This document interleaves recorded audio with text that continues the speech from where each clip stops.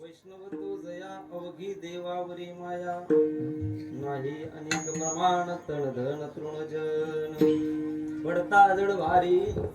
पडता जड भारी नेमान नटळे निर्धारे नाही अनेक प्रमाण तन धन तृणजन तुका म्हणे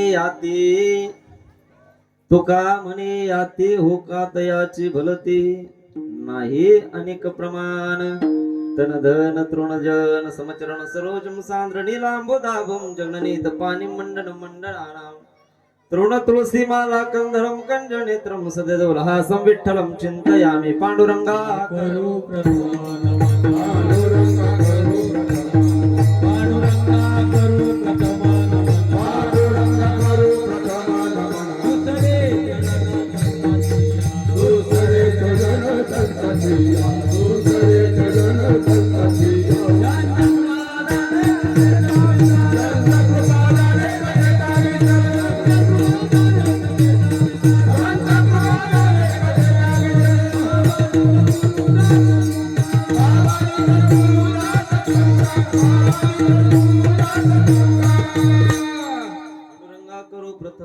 दुसरे चरण संतांचे त्यांच्या कृपादाने कथेचा विस्तार बाबाजी सद्गुरु दास तुका नमो ज्ञान देवा नमो ज्ञान राजा नमो ज्ञान सिंधू सखा पूर्ण माझा मती मंद ते ज्ञानदाता दिनासी साष्टांग नमस्कार ज्ञानेश्वरासी नमो ज्ञानेश्वरा नमो ज्ञानेश्वरा निवृत्ती उदारा सोपान देवा मुक्ताबाई नमो त्रिभुवन पावनी आद्यत्रय जननी देवाची नागेंद्र हराय त्रिलोचनाय भस्मंकराय महेश्वराय नित्याय शुद्धाय दिगंबराय तस्मै नगराय नमः शिवाय ध्येयं सदा परिभवग्नमभीष्टदोहम् तीर्थास्पदं शिविरिञ्चुनुतं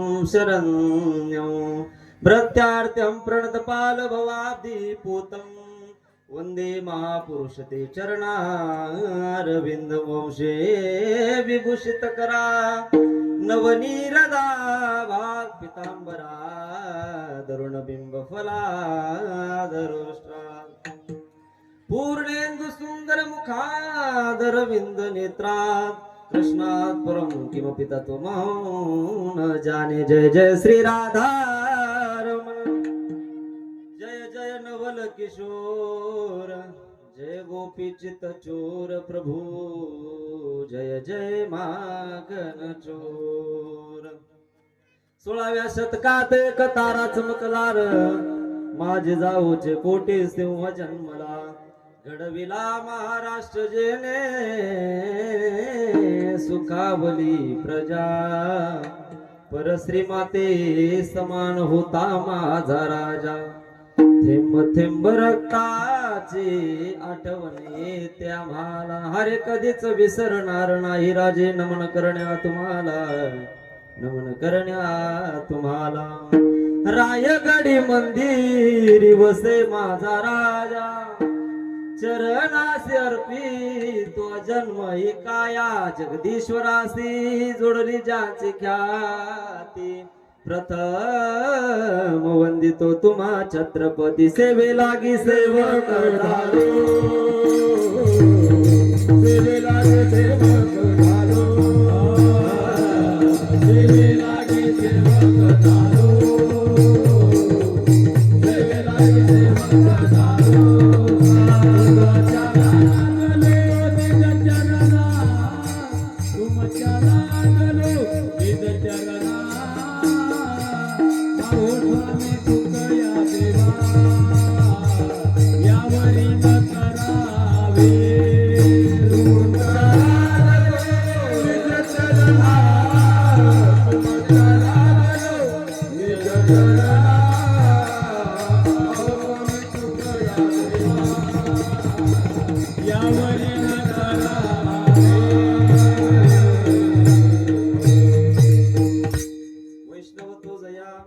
वैष्णव तो जया अवघी देवावरी माया नाही अनेक प्रमाण तन धन तृण जन प्रस्तुत प्राप्त प्रसंगी भगवत चरणाला सेवा समर्पित करण्यासाठी म्हणून दाखवलेलं कवित्व चिंतना करता निवडलेला अभंग या महाराष्ट्राच्या पवित्र मातीमध्ये मावळ नावाच्या प्रांतात देहू नावाच्या गावात एक भक्तिरूपी वादळ प्रगट झालं. दादा वादळ तर अनेक निर्माण होतात, अनेकांना उद्ध्वस्त करून निघून जातात, पण असं वादळ प्रगट झालं की त्या वादळातून एक भक्तिरूपी वृक्ष उभा राहिला. दादा कडक करा थोड्या. त्या भक्तिरूपी वृक्षाला लागलेलं गोंडस फळ प्रगल्भ बुद्धिवताच्या बुद्धीला न उलगडणारं कोड विश्व निर्मात्याच्या राजमुकुटातून निफाळून गळालेला एक राजमोती. याही पलीकडे बोलायचं झालं तर प्रज्ञा ज्यांच्या घरी पाणी वाहत होती प्रतिभा घेऊनच जे कुण्या भुतल्यावर उदयाला आलं. प्रेमाचा भावेशकार पांघरून ज्यांच्या मुखातून काव्याचा बिभत्स भयानक शृंगार या नवरसाची निर्मिती होत गेली. ज्यांना परमार्थ करत असताना भंडारा भामचंद्र घोराडेश्वर या तिन्ही डोंगराची उंची लाभली. देहू सारखं उदास गाव लाभलं. बोलोबा कनकाईचा वंश लाभला. अहो 7 पिढ्याचा परमार्थ विश्वंभर बाबांपासून ज्यांनी सातत्याने जोपासला. याही पलीकडे बोलायचं झालं तर साहित्य सोन्याच्या खाणीतून शब्दरत्नाची निर्मिती करणाऱ्या आणि महाराष्ट्र सारस्वताच्या मंडलावरती आपल्या तत्वज्ञानाचा कळस ज्या महापुरुषांनी चढवला. ऐका, कधी न भंग पावणाऱ्या कविता अभंग रूपाने महाराष्ट्राला नव्हे, वारकरी संप्रदायाला नव्हे, तर अवघ्याला विश्वाला ज्यांनी पंचमवेद नाम गाथा दिला. या मृत्यूलोकातील नश्वर देह घेऊ सदैव वैकुंठाला न्यावा की जया पूजिले आदरे पांडुरंगे विमानस्थ केले प्रयाण प्रसंगी.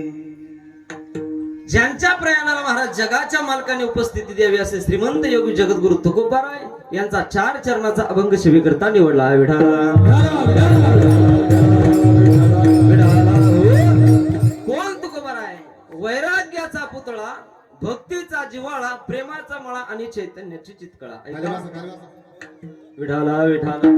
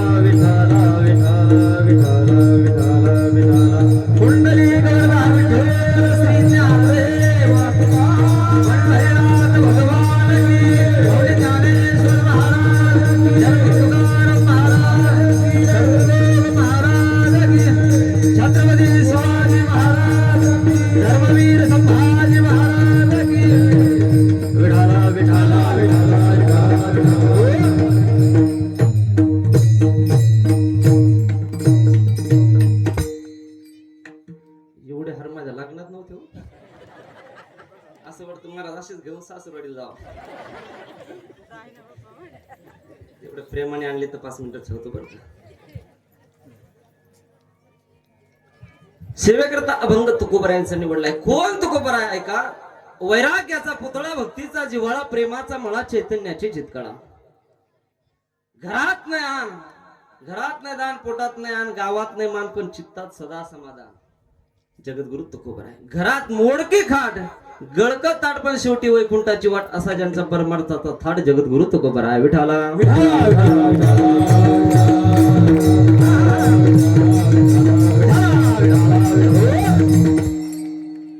अभंग तुकोबरायचा, तुकोबरायच्या गाथ्यातील 4 चरणाचा या अभंगातून जगद्गुरु तुकोबराय तुम्हा आम्हाला वैष्णवांचे लक्षण प्रतिपादन करून सांगतायत.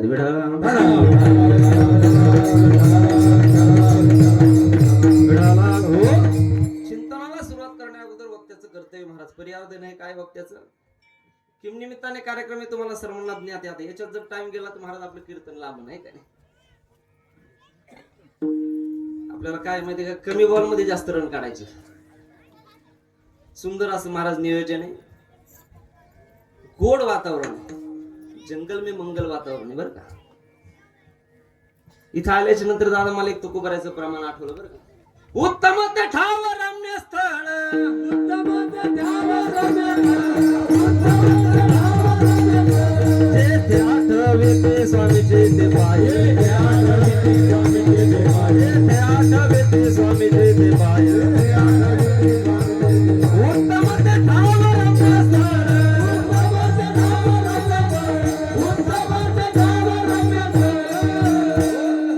नागनाथाच्या सानिध्यामध्ये आपला हा होत असलेला सप्ताह गोड अशा प्रकारचं नियोजन आहे. मला वाटतं यंदा 11 वर्ष आपलं आहे ना. पुढच्या वर्षी आपला तत्पूर्ती 16 आहे बरं का. 12 वर्ष पूर्ण होत आहेत. आपल्याला कार्यक्रम भव्य दिव्य स्वरूपाचा पुढच्या वर्षी करायचा आहे. त्यामुळे 6 महिने अगोदरच आपल्याला नियोजन करावं लागेल. महिला मंडळ एक एक हप्ता इकडे येऊ द्यायचं बरं आता. सरकारच्या लाडक्या बहिणी पुढच्या वर्षी आपल्याला सुंदर अशा प्रकारचं नियोजन करायचंय. शेवटला आपण बोलू त्याच्यावरती. कीर्तना करता उपस्थित हरिभक्त पारायण दोन्ही मृदंगाचार्य आपल्या गावाचं भूषण त्यांच्याकरता जोरदार टाळ्या वाजवायचं.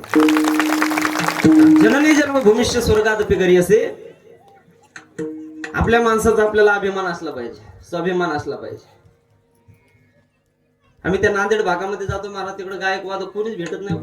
आपल्या गावामध्ये महाराज 4-4, 5-5 जण वादक आहेत. आपल्या गावातले सुंदर गाणारे महाराज, नामा म्हणे देवान घरच्या घरी जेवण, सगळे महाराज आपल्या घरचेच आहे ना. सुंदर अशा प्रकारचं नियोजन आहे.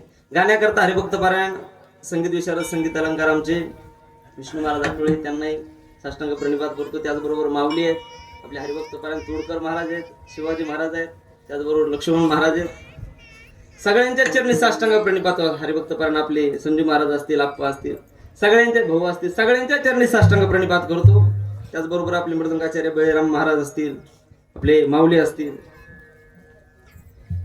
सगळ्यांच्या चरणी एकदा साष्टांग प्रणिपात करतो. आपल्या चिंतनाकडे वळतो.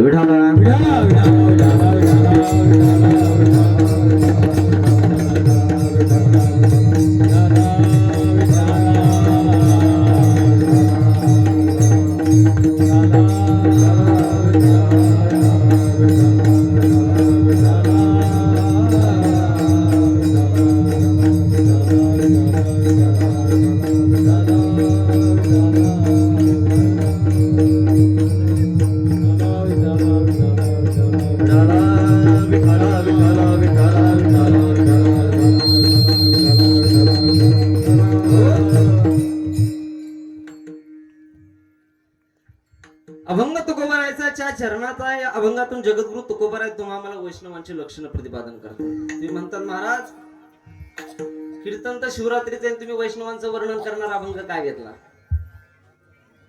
कारण ज्यांच्या सानिध्यामध्ये ज्यांच्या समोर आपण कीर्तन करतोय महाराज ते मोठे वैष्णव.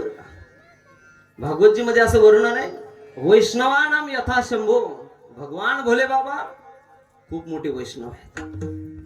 एका जनार्दनी वैष्णव शिरोमणी महादेव, शिरोमणी महादेव, शिरोमणी महादेव, एका जनार्दनी वैष्णव शिरोमणी महादेव, शिरोमणी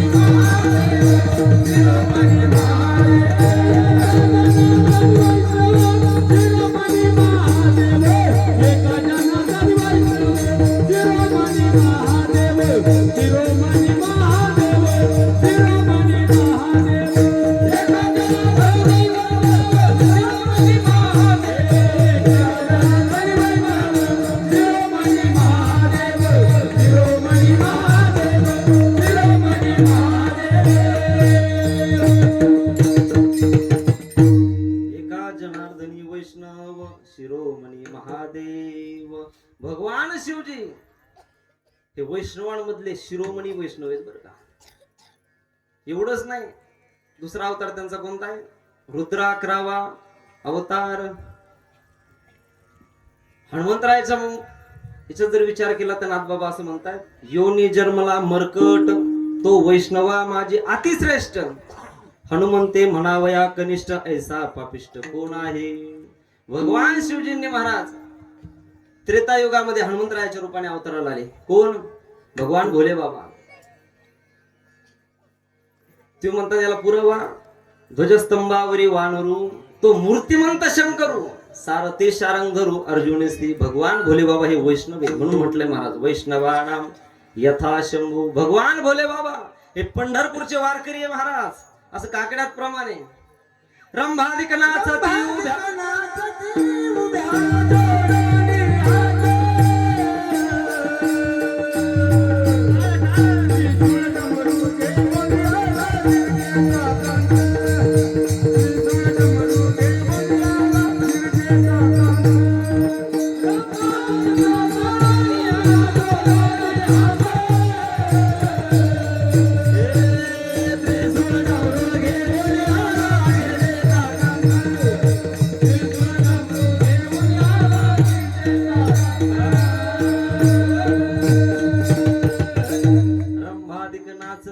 उभ्या उभ्या जोडून हात त्रिशूळ डमरुळ घेऊन याला गिरिजेचा कांत.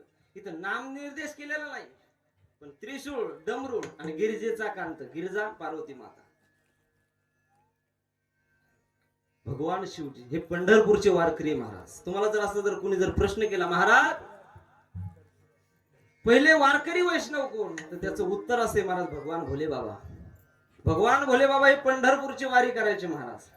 पंढरपूरची वारी जवळ आली की भगवान भोले बाबाला आपलं ओळखडी बांधायचे, पुढे निघायचे पंढरपूरच्या वारीला. असंच आषाढीची वारी जवळ आली महाराज. आषाढीची वारी जवळ आल्याच्या नंतर भगवान भोले बाबांची स्वारी निघाली महाराज कैलासाहून. कुठं बोलत जा थोडं थोडं. कैलासाहून कुठं? पंढरपूरकडे महाराज रवाना जात असताना तेवढ्यामध्ये महाराज पार्वती मातेने अडवलं. कुठं निघले म्हणे पंढरपूरला. पांडुरंगाच्या दर्शनाला मी चाललो म्हणे उठले का सुटले तुम्हीच पंढरपूरला जाता म्हणे. धनी मलाही दाखवा विठुरायाची पंढरी. मला सुद्धा पंढरपूरला यायचे महाराज. पार्वती मातेने हट्ट धरला. आणि बघा शास्त्रात 3 हट्ट सांगितले, राज हट्ट, बाल हट्ट आणि श्री हट्ट. हे पुरवावेच लागतात महाराज. त्याच्यात हट्ट जर चांगला असला तर पुरवायला पुरतो बरं महाराज. बघा संक्रांतीला माता बावले महाराज आपल्या पतीकडे काय मागतात? साडी. मला सांगा संक्रांतीला पत्नीने पतीकडे साडी मागणं हे उचित आहे का अनुचित आहे? बोला ना थोडं. उचित आहे का अनुचित आहे? साडीचा हट्ट धरणं उचित आहे, पण दुसऱ्या दिवशी ती साडी धुवून द्या म्हणणं उचित आहे का अनुचित आहे? हट्ट महाराज उचित असला पाहिजे. तसा पार्वती मातेने हट्ट धरला, मला सुद्धा काय करायचंय? पंढरपूरला यायचं. भगवान भोलेबाबाने सांगितलं तिथं खूप गर्दी असते, तुला जमणार नाही. पण शेवटी नाईलाज झाला महाराज. पार्वती माता ऐकायला तयार. बाय ऐका द्या. पहिलं मी बिना अनुभवाचं सांगायचो महाराज बरं का. आता खूप अवघड आहे महाराज, लय अवघड आहे. चला. पार्वती मातेने हट्ट धरला, शेवटी नाईलाज झाला. भगवान भोले बाबा म्हटले चल. निघाली महाराज दोघं. जात असताना पुढे परत लंबोदर पितांबर कोण भेटलं? गणपती बाप्पा आडवे झाले. म्हणे मम्मी पप्पा. त्यावेळेस हा शब्द नसेल बरं. कुठे निघाले म्हणे चाललो आम्ही पांडुरंगाच्या दर्शनाला. म्हणे मला सुद्धा तुमच्या सोबत यायचंय. भगवान शिवजीने विचार केला आता पायी चालून जमणार नाही. पहिले हे दोघं होते महाराज. आता गणपती बाप्पा 3 सीट झाली. म्हणे आता आपण 4 व्हीलर गाडी काढू म्हणे आपली. त्यांची 4 व्हीलर गाडी कोणती? नंदी बाबा. नंदी बाबाला सोबत घेतलं महाराज. तिघ नंदी बाबावरती बसले. निघाली स्वारी. कुठं? दरकोस दरबजर करत करत करत करत कैलासावरून पंढरपुराकडे निघाले. पंढरपूर जवळ जवळ आल्याच्या नंतर महाराज तळापासूनच पार्वती मातेने पाहिले. बाप म्हणे एवढी गर्दी. भगवान भोले बाबाला सांगितलं मी एवढ्या गर्दीमध्ये येणार. भोले बाबाने सांगितलं तुला घरीच सांगितलं होतं, तुला जमणार. शेवटी नाईलाज झाला महाराज. तिथं त्या तळ्याजवळ पार्वती मातेला ठेवलं. आज सुद्धा पंढरपूरला तुम्ही गेले तर तिथं पार्वती माता आहे. पार्वती माता तिथे राहिले महाराज. हे तिघ जण कोण? भगवान शंकर, गणपती बाप्पा आणि नंदी बाबा, हे तिघ जण वाळवंटामध्ये आले, स्नान केलं. पुंडलिकरायाच्या मंदिरापासून त्या घाटातून वर चढले. पुढे गेल्याच्या नंतर तो चौक आहे, त्या चौकामध्ये पोहोचले. चौकामध्ये महाराज आज सुद्धा एवढी गर्दी असते आषाढी वारीच्या टायमाला. एवढी गर्दी लोक म्हणाले या बोला काही कळतं का नाही? अरे एवढ्या गर्दीमध्ये बैल घातला म्हणे. लोक महाराज रागवायला लागले, वारकरी रागवायला लागले. भगवान शंकरांनी सांगितलं, गणपती बाप्पा, नंदी महाराज, वारकऱ्यांनी काय एकदा झेंडे उलटे केले तर आपलं काय खरं? म्हणून महाराज भगवान भोलेबाबांनी काय केलं, तिथं शेजारी मारुतीरायाचं मंदिर आहे, त्या मारुतीरायाच्या मंदिरामध्ये नंदी बाबाला काय केलं, तुम्ही इथं थांबा म्हणे. जगाच्या पाठीवर तुम्ही कुठं जरी गेले महाराज तर नंदी बाबा कुठं भेटेल तुम्हाला? महादेवाच्या मंदिरासमोर. पण पंढरपूरला जा महाराज, मारुतीरायाच्या मंदिरासमोर नंदी आहे, तो भगवान शिवजींचा आहे बरं का. आज सुद्धा तुम्हाला पाहायला भेटेल. नंदी बाबाला त्याचं ठेवलं आणि तिथून पुढे महाराज दोघ जण मंदिराकडे निघाले. प्रवेशद्वारातून आत गेले आणि ते प्रवेशद्वारामधल्या महाराज पायऱ्या चढता चढता गणपती बाप्पाला दम लागला. गणपती बाप्पाने सांगितलं, बाप्पा मी इथंच थांबतो म्हणे. आता तिथंच कोणाळ्यामध्ये गणपती बाप्पाला सांगितलं, तुम्ही या कोणाळ्यामध्ये थांबा. आज सुद्धा तुम्ही तिथे गेले महाराज पंढरपुरामध्ये तर त्या कोणाळ्यामध्ये कोण आहे? गणपती बाप्पा आहे. आणि तिथून पुढे भगवान भोले बाबा महाराज कुठे गेले? पांडुरंगाच्या मंदिरामध्ये गेले. आणि गेल्याच्या नंतर पांडुरंगाला एवढा आनंद झाला महाराज, एवढा आनंद झाला बघा. भगवान पांडुरंग परमात्मा आणि भगवान शिवजी हे तनाने म्हणजे शरीराने जरी भिन्न भिन्न असले तरी मनाने मात्र एक आहेत. विठाला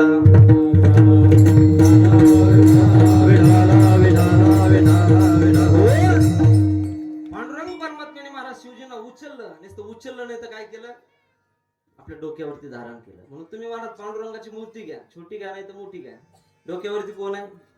महादेवाची पिंड अशा प्रकारची. त्यांच्यामध्ये भेद नाही बरं का महाराज. शिवशरधयम विष्णू, विष्णुशरधयम शिव, ते वेगळे नाहीच.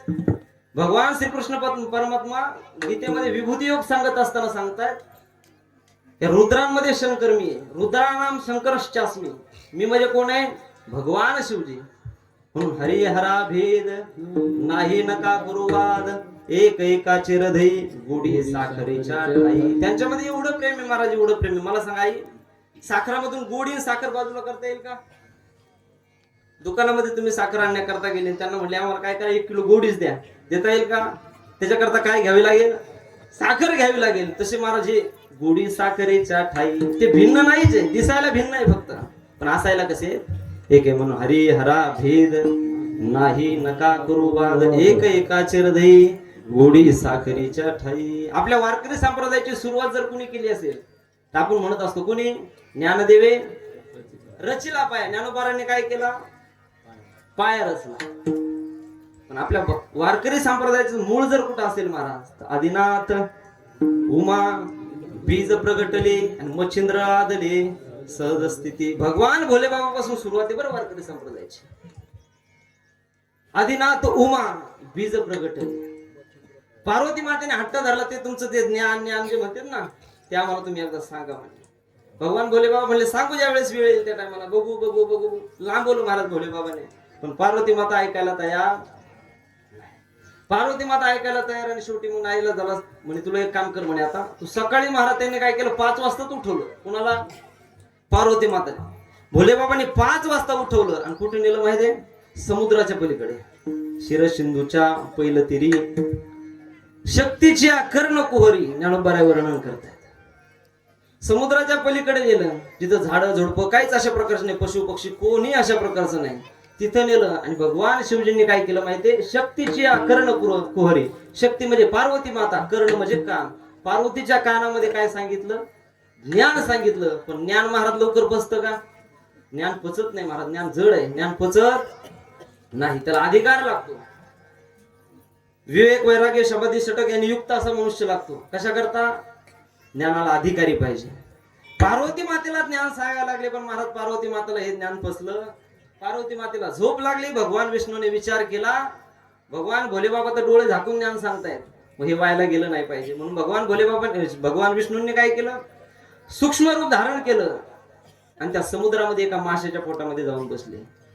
ते ज्ञान ऐकण्याकरता ज्ञान ऐकत होते महाराज.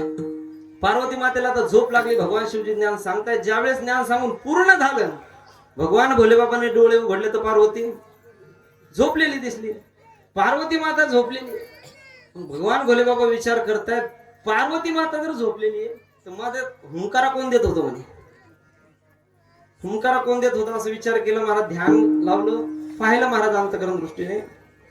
त्यांच्या लक्षात आलं विष्णूने नेलं म्हणे ज्ञान. विष्णूने चोरटे धंदे कावापासून चालू केले म्हणे.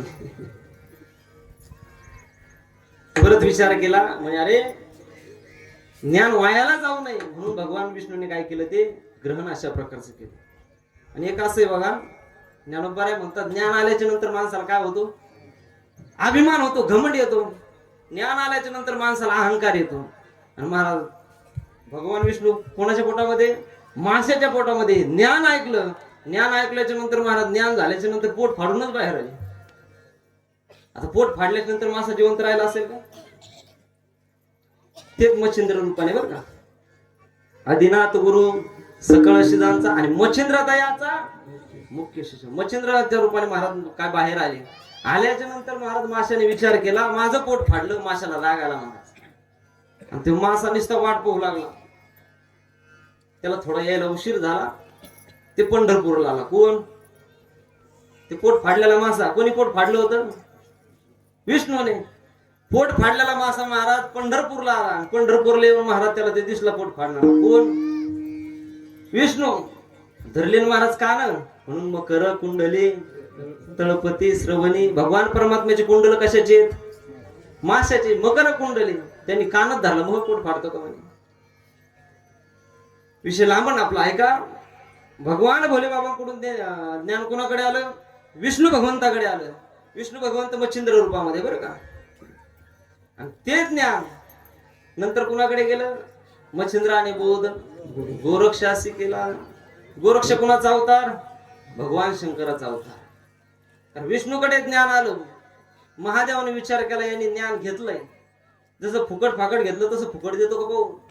म्हणून ते कोणाच्या रूपात आले? गोरक्षनाथाच्या रूपामध्ये आले. आणि गोरक्षनाथाच्या रूपात आल्याच्या नंतर महाराज देवाला विष्णू भगवंताच्या लक्षात आलं, ज्याचं ज्ञान आहे त्याला परत केलं पाहिजे. ज्याने दिले त्यासी फळ पावे आपण असे. ते देऊन टाकलं महाराज गोरक्षनाथाला. कोणी? मच्छिंद्रनाथाने. विष्णूने कोणाला दिलं? महादेवाला दिलं. लिंक ध्यानात ठेवा बरं का. हे ज्ञानाचं चक्र महाराज त्यांच्या जवळच फिरतं. म्हणून शिव भोळा चक्रवर्ती.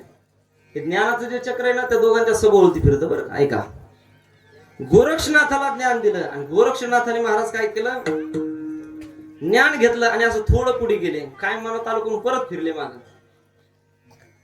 परत फिरले माग. कोण? गोरक्षनाथ.